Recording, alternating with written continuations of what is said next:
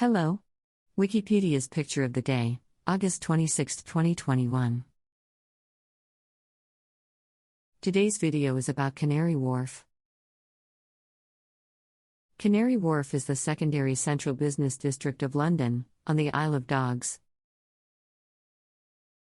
Along with the City of London, it is one of the main financial centres of the United Kingdom and the world, containing many high-rise buildings including the third tallest in the UK, One Canada Square, which opened on August 26, 1991.